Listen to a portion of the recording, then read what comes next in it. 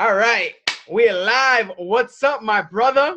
Yo, what up, bro? Hey, I'm glad So to be here. I'm glad to be here too. This is the first podcast slash interview for the Network Marketing Maverick show. So I'm super excited. They already know who you are, so let's just jump it right into it. Previously we had done another podcast for my other channel, and you mentioned that you was in network marketing. So let's give a little bit of feedback of where you were before you got into network marketing. Yeah, bro. Where I was in prison before I got into network marketing. I had made a decision though when I went back. I did over 5 years plus of my life in prison. I did 4 years flat, got out for 2, went back 20 days before my twin sons were born. Well, when I went back, I woke up in a Ferguson jail police department, learning I was going back to prison 20 days before my twin sons were born. That was the worst pain I've ever felt in my life.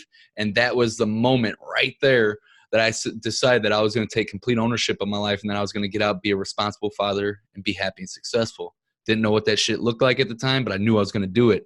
And so I ended up doing 8 months, came home, was looking for a job, couldn't find it anywhere, and then I got introduced to network marketing. At the time, I didn't even know what network marketing was, so you couldn't even scare me off with the word pyramid scheme. Right, it was right, just, right. it was just like, hey, let's go. And I was hungry and I was ready, and we went in, and I built up almost a $2,000 a month residual income within my first 6 months. That's not like crazy rich or top of the downline. It didn't have a huge downline or whatnot, but I was pulling in $2,000 almost a month consistently through my residual income. And that was a game changer, bro. That was like, it showed me like, hey, this is real. I got a check with my name on it. We're in business. Yeah. And it was cool, man. So, and I learned, network marketing taught me so much about entrepreneurship. It taught me so much about a lot of things, man. But that's kind of where it began, where I was at before. Wow. Had you have you ever had network marketing experience, or was that your first company? That was my first, the only type of experience I had. I mean, I had done plenty of stuff myself, like selling drugs or selling T-shirts or selling meat door to door. Yeah, but that was my first network marketing experience for sure. Okay. Without mentioning the name of the company, do you believe that it was the product that was selling, or was it you that was selling what do you think? Because a lot of people, who's watching this, who's hopping on this new platform that I'm creating, this podcast slash YouTube, they're looking for ways to make their business grow. I've been involved in network marketing for 7 years. I didn't have success in my first 3. My fourth and last one, I've had a lot of success in terms of like traveling a lot. I've been on 36 vacations in the last 4 years. It's kind of crazy. And also making residual income and now scaling it. What can you tell was your success? Was it the product? Was it the system they were teaching you, or was it just you? Dude, 100%. It starts with you, no matter what you're selling. You're selling yourself. You got to get that in your mind. You're selling yourself to people. People are not buying initially for the product. They're buying because of you. They'll continue to stay around because of the product, but they're buying into you. So you got to get really into it. But there's so many things. Like, because being out of the industry now for 2.5 years, Okay. looking from the outside in, there's a lot of things that I do differently now, knowing what I know by gaining different experience in different industries and stuff. And like, really, man, how I'll tell you exactly what my strategy was. The company, they gave us a strategy that, looking back now, is garbage, bro. It's, hey, hit up everybody on your list and pitch them your shit, and if they don't buy, keep it moving. Dude, Right. you know how many relationships I burn in the process because I'm just blowing people up in their inbox and not taking the time to actually build a real relationship with them and just being, dude, if that's what you're doing right now, you're not winning. I guarantee it. And if you're just blasting your shit on and like forcing this shit and like not really taking the time to cultivate real relationships, I know you're not winning. I've been there. But what I was doing, man, I got creative with it because before I went to prison, I was selling T-shirts. Literally, it's on my Facebook page, bro. I was, going through my alcoholism stage at the time, and I was buying T-shirts from this company, and it said 0 fucks are given on the T-shirt, and then we were selling the T-shirts through Facebook, taking pictures, social proof, and then that would generate more leads, and we go sell more T-shirts, and then we get drunk with the money that we made off of it, whatever. It was stupid. But so I took that idea. I'm like, wow, that seemed to work pretty good. And what that's doing, what we did is I would go hit up my friends. I didn't know what the hell I was doing. I wouldn't do it this way if I was doing it now. I would do it more strategically. But I go hit up my friends, give them some free samples, take pictures with them, boom, and I would sell them on the spot because I was so into it. I was so hungry to feed my family at the time and so passionate about having this opportunity because I couldn't get a job anywhere else as a convicted felon. That energy that I had, that passion, people were buying into that because I had certainty in the product. So I was signing people up left and right and getting people hyped up.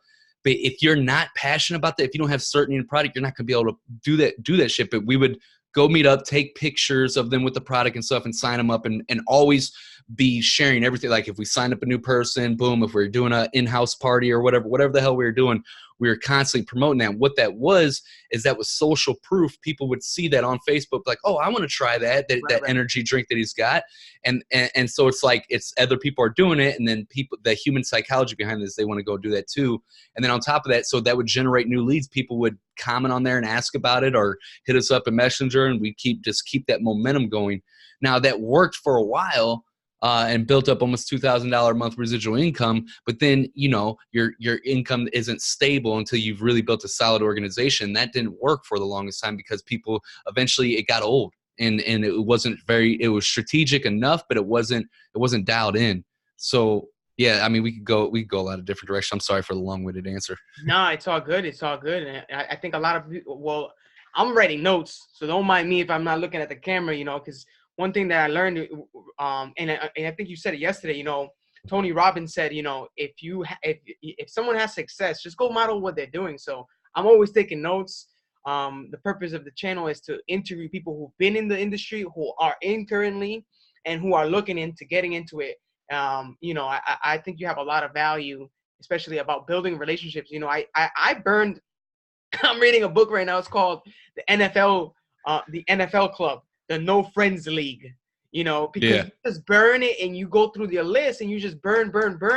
And like, you sound like a mad dog just calling without really like wondering how they're doing. Like, I haven't talked to this person in 4 years. All of a sudden now you want to sell me, here's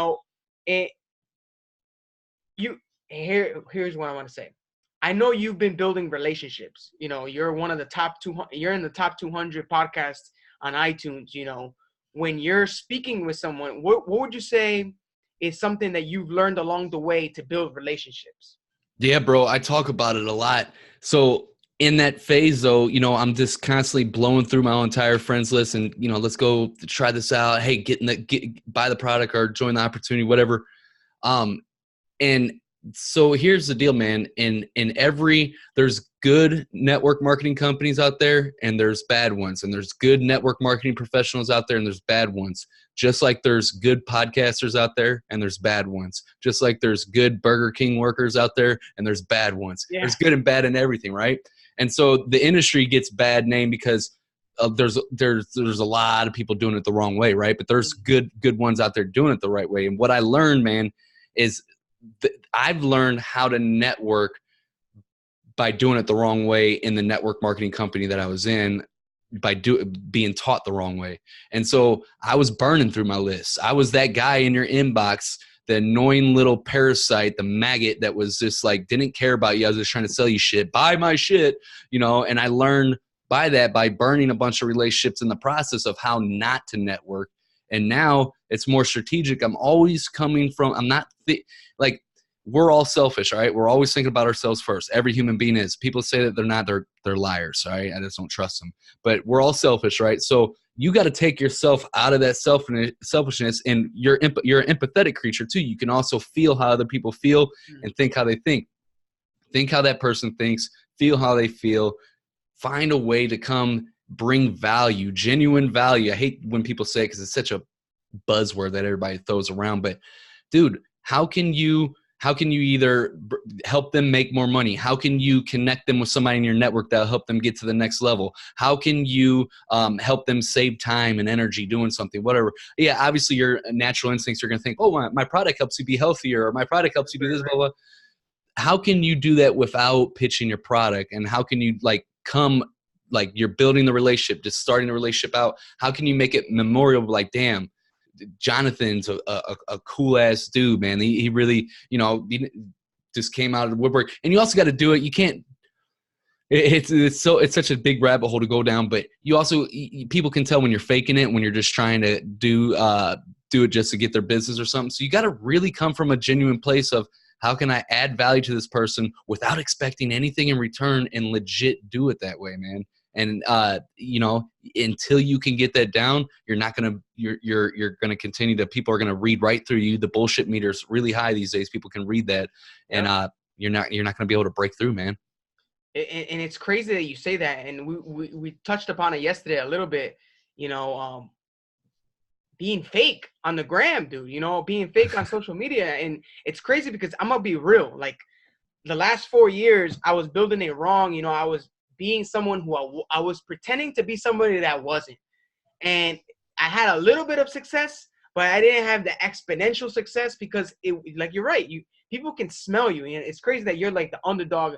You know, dogs and animals, they can smell fear. They can smell fake. They can, like, we can smell fake. We can smell real. Like, these vibrations and frequencies are vibrating off of us. And that's the whole purpose of this thing. And I think I've shifted my mindset because I genuinely just want to give value. That's why I'm not even pitching my idea, or I don't want to mention no network marketing companies on my channel, because the purpose of this is just to give value, give some nuggets, some golden gems that someone can take and maybe get them to the next level. You know, it's funny you say that. I hope that, you know, whoever's listening to this right now or in the future, you know, they go to you, they listen to you, and then something sparks. Because I like what you said too, because, you know, a lot of people think that, you know, convicted felons or someone who's gone to jail. I know people that built network marketing companies to have $100,000 in a year from being in home confinement. So, you know, you getting out of jail and going into network marketing, there was no lines of like, you know what, you can't do this. They probably welcomed you with open arms, and your upline was probably loving you when you blew it up. So, you know, where can I ask you, you know, one thing that, you know, what was that one thing that you think that you had success besides you? So we know that it takes you to build this thing. What would you say would be the second component of, you know, building a business to have stability the long term, you know? Because what would you say would be that? You know, like, and I can't say that this is how you do it and this would be the right way or not. This is all based off of speculation of what I've learned by doing network marketing and then being outside of the industry and being able to look at it from the outside and the inside. So this is just basic speculation. This is not like a tried and true way. But how I would go about it now, looking at it, it would be either two different ways. If I was going to go directly with my friends and family first, if I was going to take that route, I wouldn't just blow up people that I haven't talked to in years or a long time and just pitch them my shit right away. I'd start hanging out with them and figuring out what are their problems that they're dealing with right now in life, and how and if and how would my product and service be a benefit to them. And if it wouldn't actually help them, if they were good, because there's people that don't need network marketing. A lot of people don't. You know, I know when you're in it, you're like, everybody needs to join it or else you're a fucking loser. No, it's not the case. That was the hard way.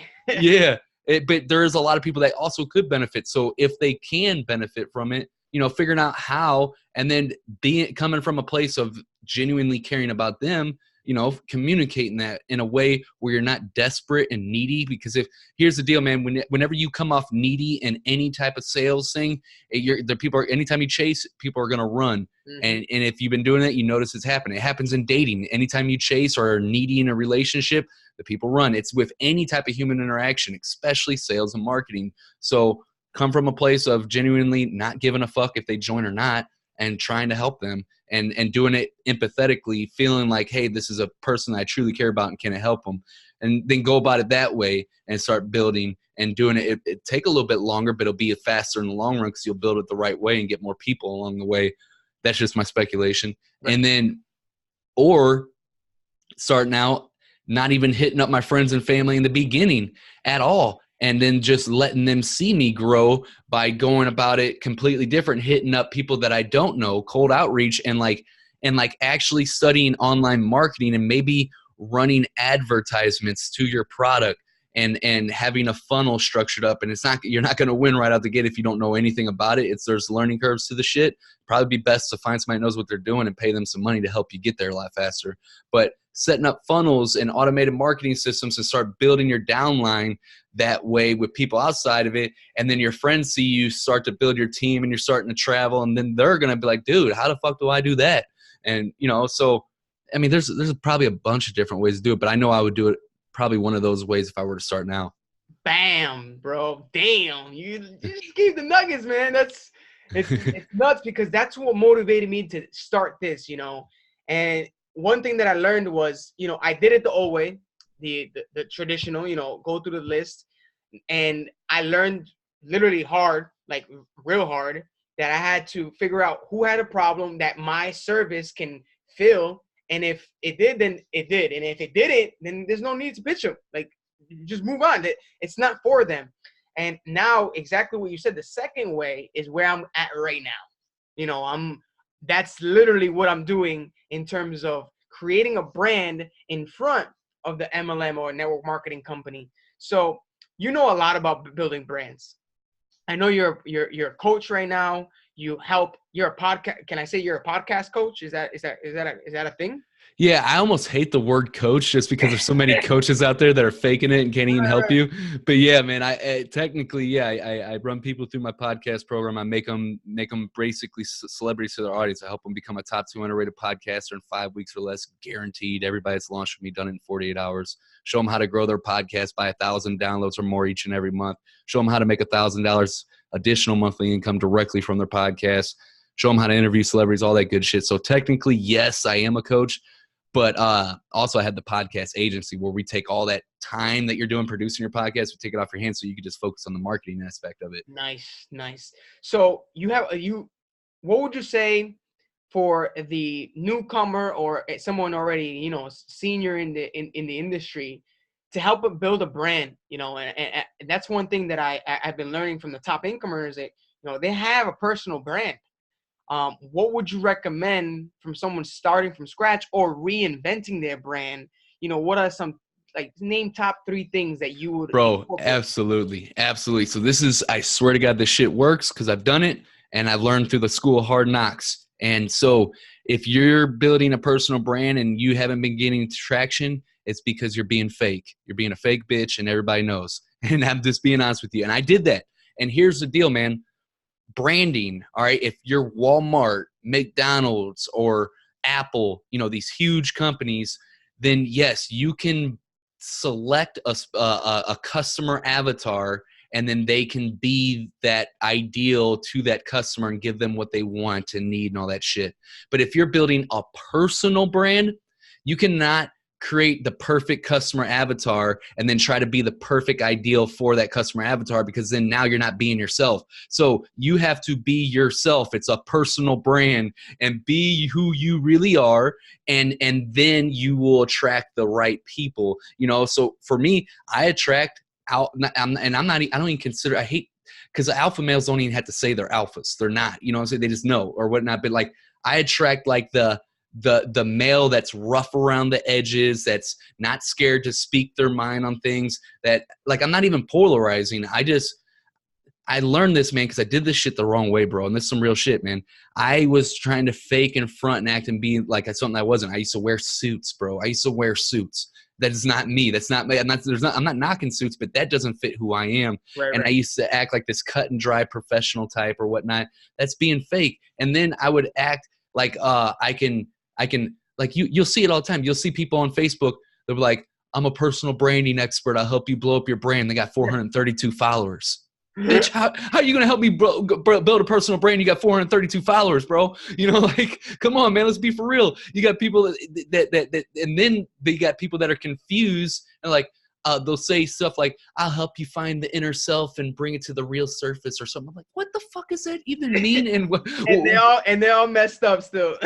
Yeah, dude. It's like, so man, just be yourself, because at the end of the day, the reason why you're faking it is because you're doing it because you want to be perceived a certain way and you don't want to be outcasted. We are social creatures. Our biggest fear is to be outcasted and exiled from the tribe. So the reason why you act fake in the first place is because you're scared to say certain things, because you're scared of how they will be perceived and how people will perceive you. And that's the reason why you're holding back punches.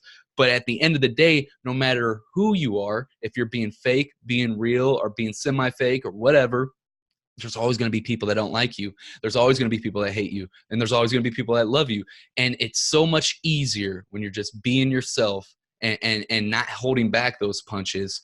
Then people read that. When I started tapping into that, man, it grows on its own. You just fucking say how you feel on social media. You're not like doing shit douchebaggery. You're just being yourself, and people are drawn to that, man. And man, that's like the best thing advice I could give as far as personal branding right there. Sorry for the long-winded answer. No, it's all good. There's definitely, you know, I spoke yesterday, and I'll mention it again. I'm a firm believer of God. I'm not here to preach any.